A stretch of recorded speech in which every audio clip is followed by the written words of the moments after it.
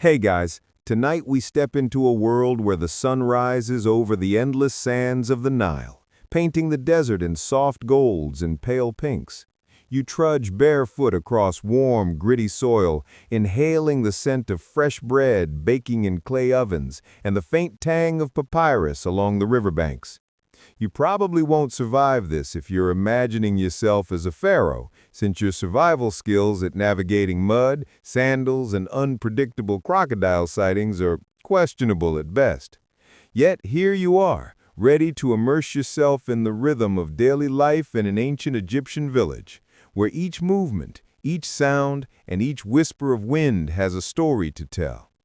So, before you get comfortable, take a moment to like the video and subscribe, but only if you genuinely enjoy what I do here. Share in the comments your location and local time, so we can drift through history together in real time. Now dim the lights, maybe turn on a fan for that soft background hum, and let's ease into tonight's journey together. The day begins quietly, with the first light stretching over the horizon. You can feel the warmth creep over your skin as villagers emerge from mud brick homes, shaking out mats, tending small hearths, and carrying pitchers of water drawn from the Nile's gentle current. Chickens cluck nervously, and a donkey brays somewhere off in the distance, reminding you that this world is alive in subtle ways. Women kneel by shallow basins, washing clothes, occasionally pausing to adjust the folds of their linen tunics. Men gather ropes, baskets, and simple tools, preparing to head to the fields or the workshops, their movements economical yet deliberate, honed by years of routine. Even children have assigned tasks, chasing stray geese, stacking reeds, or fetching water from communal wells, learning the ways of village life before they even notice it. You step lightly along the sandy path, careful not to disturb the rhythm, feeling the granular warmth of earth beneath your feet, and noticing the tiny details, a stray cat winding around sandals, the glint of sunlight on polished bronze amulets, the faint smell of baking bread mingling with river reeds. Historians still argue whether village artisans had formal apprenticeships or simply learned through observation and imitation, but as you watch, the process seems intuitive, almost meditative. The village's social rhythm unfolds naturally. Elderly men sit in the shade of date palms, leaning on staffs, exchanging quiet conversation, while younger men head to work in the fields or along the riverbank. You catch glimpses of water jars glinting in the morning light, reeds being bundled for roofing, and baskets carefully loaded with vegetables or fish. Even in this ordinary flow, there are quirks. A cat swipes a fish, a child darts to chase a bird, and a dog barks at its own shadow. The simple unpredictability of daily life punctuates the meditative rhythm, reminding you that even in a structured society, chaos sneaks in and adds texture. Food preparation is another sensory layer. You notice women grinding grain with stone mortars, the gritty powder filling the air with a slightly nutty scent. Water is drawn from shallow pools, stirred to clarity and poured into clay jars for storage. Bread loaves are scored with simple patterns, crosses, lines, or small sun motifs, and then set to bake in open hearths. There's a quiet humor in watching the baker pat a particularly stubborn dough into submission, grumbling under his breath in a way that seems oddly relatable across millennia. Scholars debate whether these early breads were daily staples or reserved for ceremonial purposes, but the smell tells you they are central to life here, bridging sustenance and ritual. You begin to sense the connection between the natural environment and human activity. The sun is climbing steadily, casting long shadows that stretch across sand and stone. You notice the birds on the rooftops, the flicker of light through palm fronds, and the occasional splash of water as fish jump in the Nile. These moments are not just background, they define the day's rhythm. You imagine villagers tracking the sun's position unconsciously, orienting their movements to shadow and light, measuring time without clocks, and it feels both intimate and vast. You remember, almost fondly, that later in the day, priests will interpret the shadows with solemnity, reading messages from Ra himself. Even chores become meditative. Children carry water with a sense of ceremony, the splashing rhythm marking seconds in their playful calculus. Adults sweep the courtyards, their brooms tracing slow arcs across sun-warmed floors.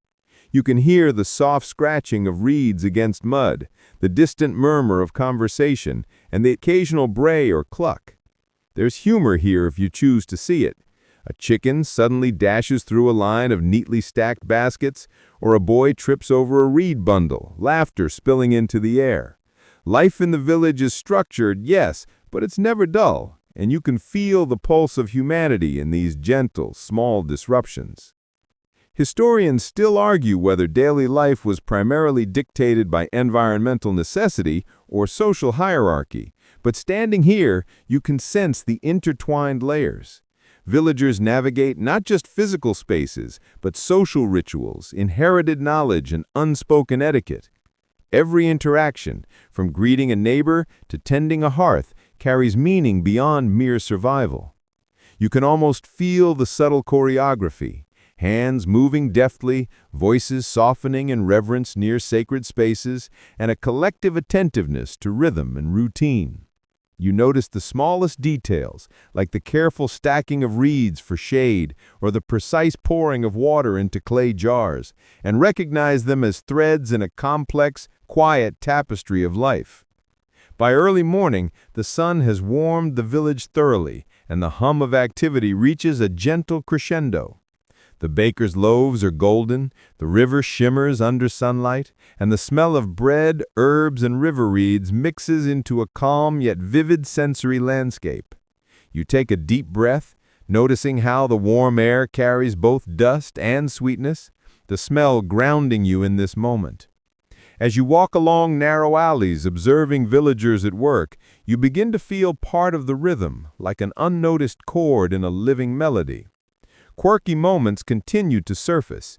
A child balances precariously on a low wall, a dog steals a loaf and is promptly chased, and you chuckle softly at these small, timeless dramas. Your imagination begins filling gaps in the narrative. You picture the sounds that cannot be captured, whispers of prayers, distant drums signaling market time, and the subtle creak of boats tethered along the riverbank. Each sound, each movement becomes a layer of immersion, and you notice how the village's gentle chaos is ordered by centuries of habit and custom. Observing a woman grind grain with rhythmic precision, you imagine how that small motion has repeated for generations, creating continuity and comfort in an ever-changing natural world. Scholars debate whether rituals were practical or symbolic, but watching them in real time, you feel both. By late morning, shadows grow shorter, and the day begins hinting at midday rest. Villagers pause, gathering under palm fronds or in shaded courtyards, exchanging brief conversations. You notice a quiet, almost sleepy energy settling over the scene. The river laps lazily, a soft undertone to the meditative sounds of daily life. Even the sun seems to move slower, casting gentle warmth without harshness. You imagine villagers tracking the sun's position unconsciously, orienting their movements to shadow and light, measuring time without clocks, and it feels both intimate and vast. You follow the baker from the village square to a quieter courtyard, where he keeps a small collection of tools, each one worn and polished by years of use. You notice the slender shadow stick resting at a precise angle against a low wall, its tip pointing toward a faint line etched into the stone. It's simple, almost comically minimalist, a stick and a mark, but it's enough. Ancient Egyptians used such devices to track the sun's movement, marking time not in minutes, but in gradually shifting shadows. As you lean closer, the fine grooves scratched into the stone catch the light, and you imagine generations of villagers squinting at them, adjusting their daily chores according to these tiny, dependable cues.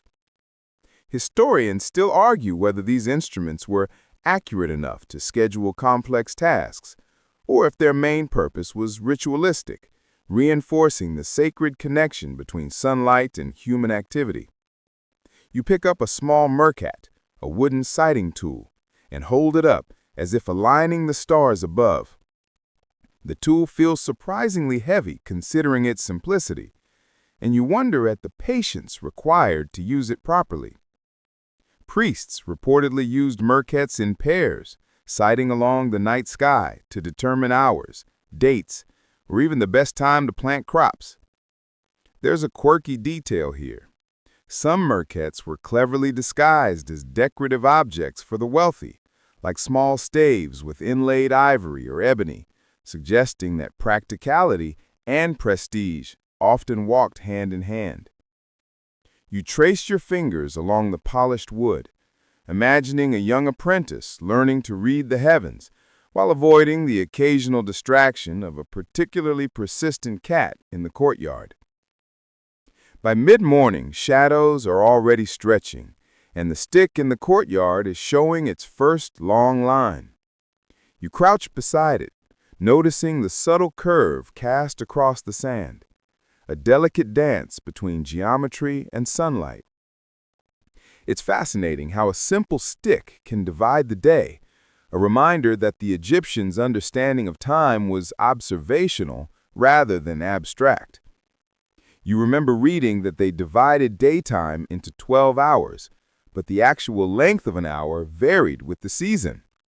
Some hours felt long in winter and short in summer, which seems oddly flexible compared to our rigid clocks, but it makes sense when you think of life guided by nature rather than numbers.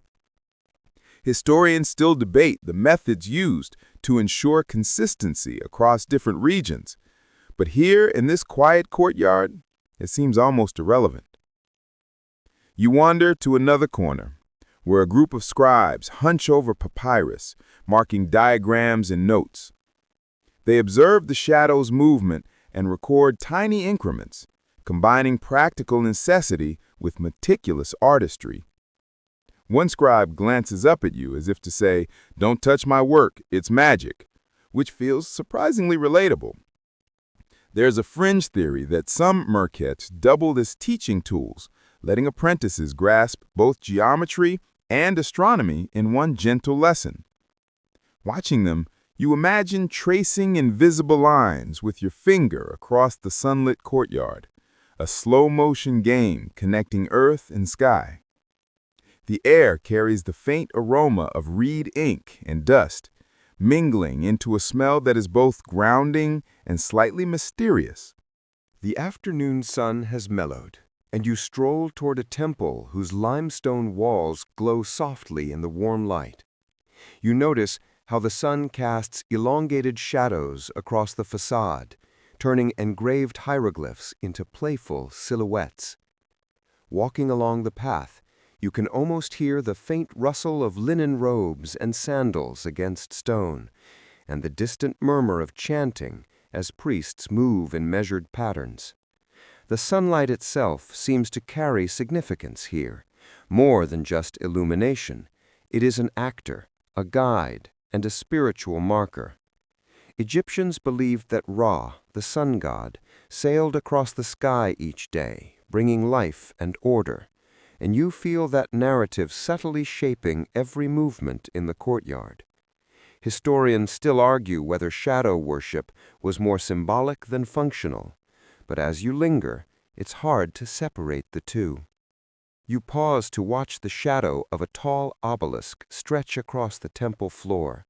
It's elegant, almost teasing in its simplicity, yet it serves as a precise instrument for tracking hours, ceremonial timings, or even seasonal festivals. You notice a quirk. One particularly small shadow mark seems to wobble slightly at midday, leading villagers to tell humorous stories about Ra momentarily napping and the sun misbehaving. You smile, imagining a priest nudging a colleague and whispering, "See, even the gods need a break." The balance of precision and playfulness is subtle, yet it suffuses every stone, carving, and gesture around you. As you wander deeper into the temple, you catch sight of priests manipulating sundials, merkhets, and shadow sticks. Each device is carefully calibrated, sometimes in pairs, sometimes standing alone. You notice the tactile nature of the work, wood and stone polished smooth, inked lines and tiny carvings marking minutes and hours, and a faint dusting of sand from the courtyard. Fringe studies suggest that some shadow sticks doubled as astrological teaching tools, letting young apprentices connect celestial patterns to earthly life in a single, contemplative exercise. Watching them, you feel an almost meditative calm, as if time itself were slowing to match the movement of shadow across stone. The gardens beckon, their tranquility a soft counterpoint to the structured measurement of time. Lotus blooms hover above shallow pools, their petals opening and closing with a delicate rhythm.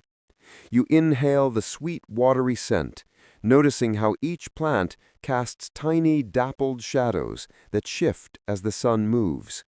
Some scholars argue that garden placement mirrored cosmic principles, arranging flora in ways that reflected celestial balance. Others suggest the designs were purely aesthetic, a space for leisure and contemplation. Either way, walking among these quiet pools, the gentle sound of water lapping its stone edges, you feel a profound link between observation, beauty, and spiritual reflection. You notice the priests performing their rituals, hands raised to trace the sun's arc, lips moving in soft incantations. Occasionally, one glances at a shadow stick, adjusting its angle minutely, as though checking the alignment of heaven and earth. The curious part is that some rituals incorporated tiny whimsical elements, painted cats, miniature obelisks, or feathered charms meant to correct the sun's course if Ra felt mischievous. It's both earnest and playful, reflecting a culture where humor, observation, and reverence coexisted in subtle harmony.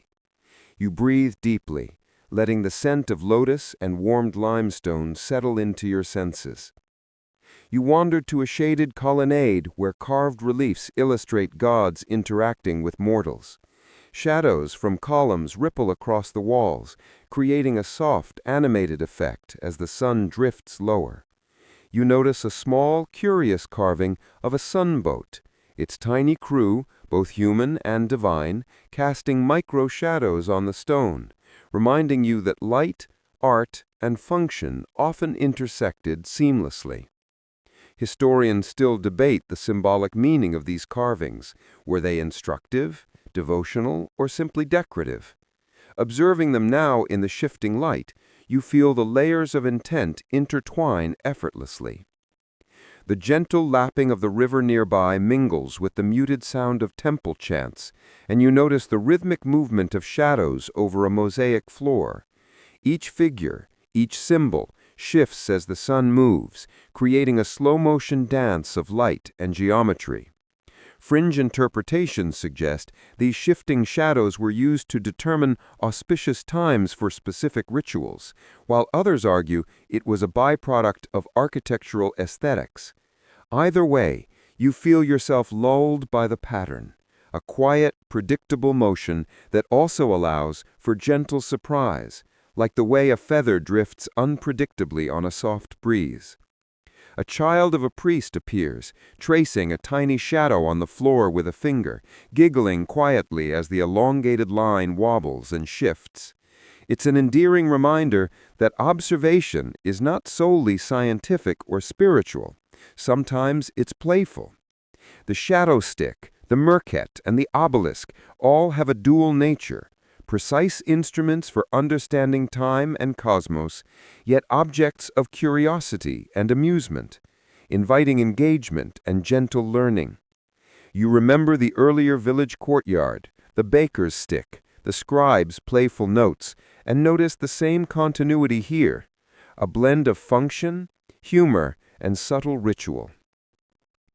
The late afternoon sun warms your shoulders as you wander into a small chamber lined with alabaster vessels, each designed to hold oils, perfumes, or sacred waters. Light filters through narrow slits in the walls, casting thin ribbons of shadow across the floor. You notice how priests occasionally align the vessels to catch sunlight in specific ways, enhancing fragrance or visual effect. Some scholars argue these arrangements were functional, aiding in measurements for rituals, while others suggested they were symbolic, creating a visual representation of divine order. You lean back, absorbing the layered interplay of light, scent, and geometry. As evening approaches, the shadows lengthen dramatically. The obelisk in the courtyard now projects a long, elegant line across stone and sand, guiding the final moments of temple activity. Priests perform closing rituals, subtly adjusting instruments to mark the transition from day to night.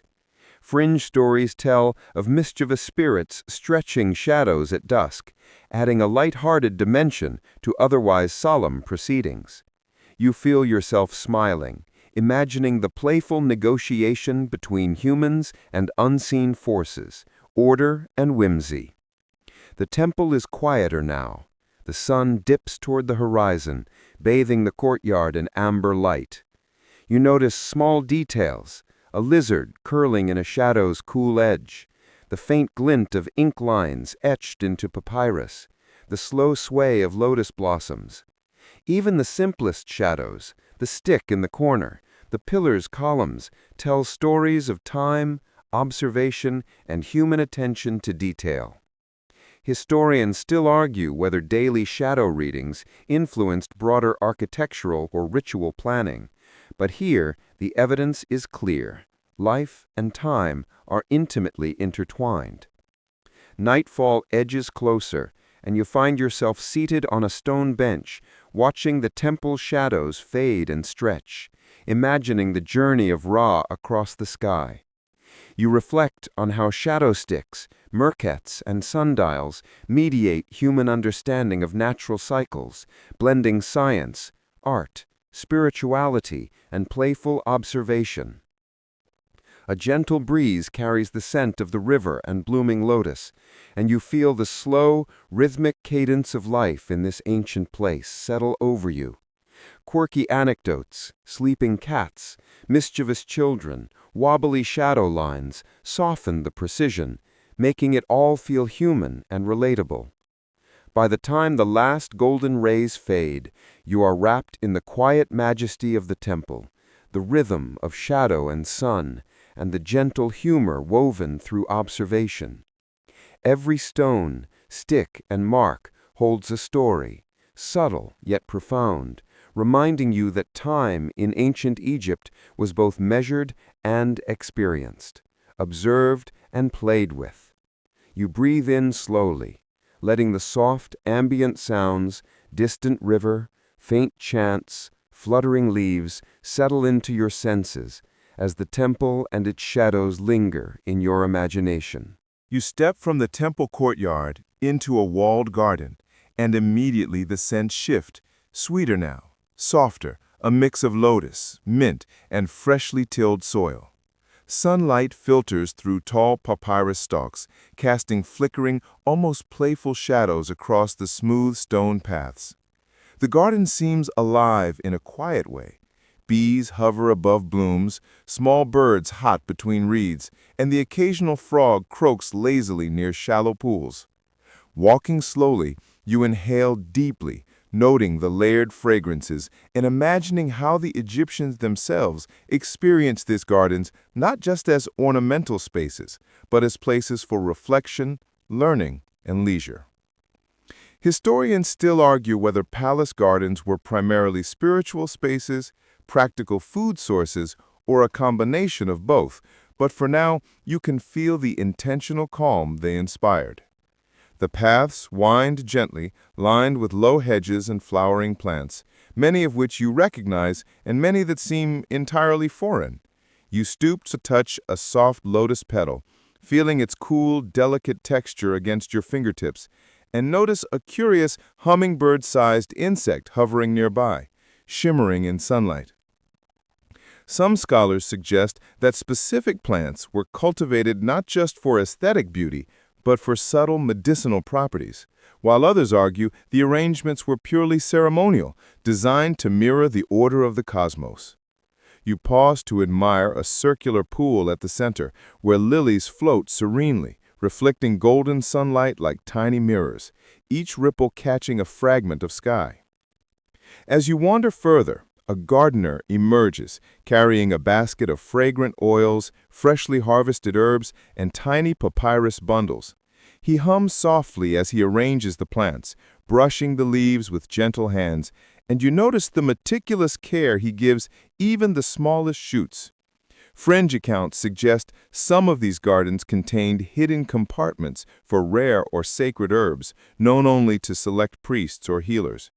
You watch him sprinkle water over the papyrus roots, the droplets glinting in the sun, creating miniature rainbows that dance across stone edges. There's a subtle humor in imagining a tiny, invisible audience of gods observing each droplet's path, nodding in approval, or mild disappointment, depending on the day. You pause to sit on a low stone bench, feeling the sun warm your shoulders and noticing the gentle rustle of leaves. The garden paths are narrow, winding between pools and flower beds, and you find yourself following the patterns of sunlight and shadow across the ground. Some historians debate whether the layout of these gardens was inspired by symbolic representations of the Nile itself, with canals and pools mimicking the river's branching paths. Watching the movement of water and shadow, you can almost see the logic of this design, a natural choreography connecting life, leisure, and spiritual contemplation. A small fountain trickles quietly nearby, the water creating a soft rhythm against stone. You lean in, listening to its gentle melody, and notice a quirky detail. Tiny fish swim in precise patterns, occasionally nudging a floating petal. Some scholars suggest that specific fish were thought to bring good luck or act as tiny ceremonial participants, though scholars still argue whether their inclusion was functional or symbolic. You watch a dragonfly skim the surface, its wings catching the sunlight and reflecting fragments of garden magic in midair. The juxtaposition of playfulness and precision seems quintessentially Egyptian. Life observed, curated, and gently celebrated. Wandering past a line of fragrant herbs, you notice a small patch of blue flowers that you later learned were valued not for scent, but for medicinal application, used in oils or poultices for minor ailments. Some of these plants have peculiar histories, stories of ancient deities or legendary healers who recommended them for curious conditions, like calming restless children or aiding concentration during study. You smile at the thought, imagining a scribe carefully selecting petals to improve focus, while a mischievous cat swipes at the bundle, creating minor chaos. The interweaving of practical use, symbolic meaning, and gentle mischief seems to define this garden as much as the water or stone paths. Birds call softly in the distance as you meander along a shaded canal lined with reeds. Water trickles over tiny stone spouts, creating a hypnotic, almost ASMR-like rhythm that draws your attention to the present moment. You notice patterns in the sunlight, small beams filtering through papyrus stalks, casting dancing shadows on the smooth stones. Fringe theories suggest that these subtle light effects were intentionally designed to enhance meditation or ritual, though some historians argue that it was simply an aesthetic choice. You lean back, feeling the gentle hum of life in the garden, observing the way every sound, shadow, and scent contributes to a slow, calming sensory experience. A gardener adjusts a small trellis, guiding flowering vines to form gentle arches over pathways. You duck under one, feeling the soft brush of petals against your forehead, and notice the serene smile of the gardener, content with the precise arc of growth. Some fringe accounts mention that these arches were symbolic doorways, guiding both humans and spirits through sacred spaces, though there's debate over whether this belief was universal or localized to specific palaces. You feel yourself walking deliberately, following not just paths, but the subtle choreography of design, letting your pace sync with the garden's rhythm. You pause near a small stone basin, its surface covered with floating petals. The scent is faintly sweet and calming, and you realize that the Egyptians understood the psychological power of fragrance, using it in both leisure and ritual. You dip a finger in the water, feeling its coolness contrast with the warmth of stone under your hand, and watch the ripples carry petals in soft, spiraling patterns. Historians still argue whether scent was primarily ceremonial or simply a pleasant luxury, but the sensory experience is undeniable.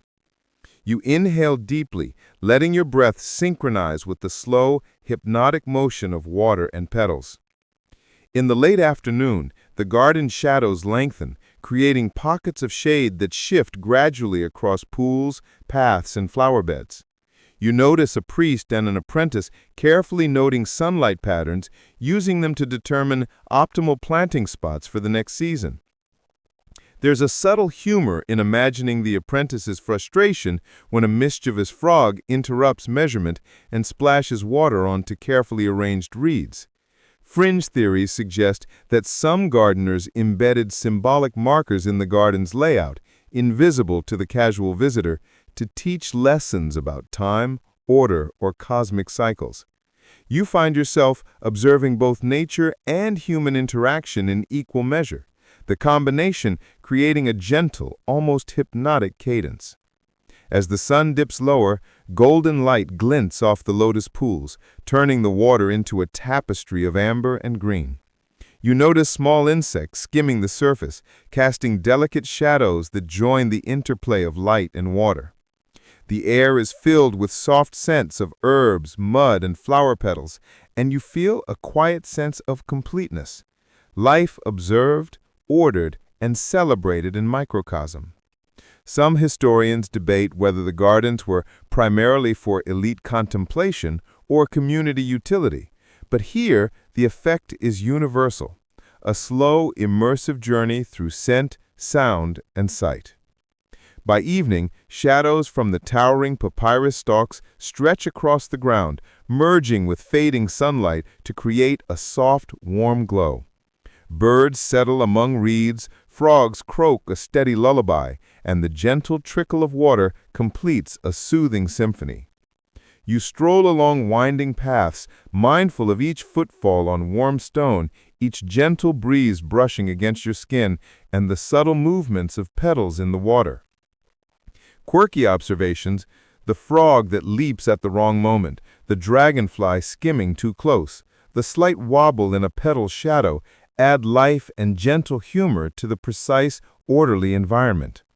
Finally, you pause at the garden's exit, feeling the day's warmth and calm settle into your body. The interplay of sunlight, shadow, fragrance, and sound has created a slow, immersive meditation, a tactile, visual, and olfactory exploration that blends observation, ritual, and quiet amusement. You take one last deep breath, noticing the way every element, stick, shadow, petal, ripple, contributes to a subtle mastery of time, space, and life itself. The garden, like the village and temple before it, leaves you with a gentle, reflective sense of harmony and calm, a perfect segue into the next chapter of shadow, observation, and human ingenuity.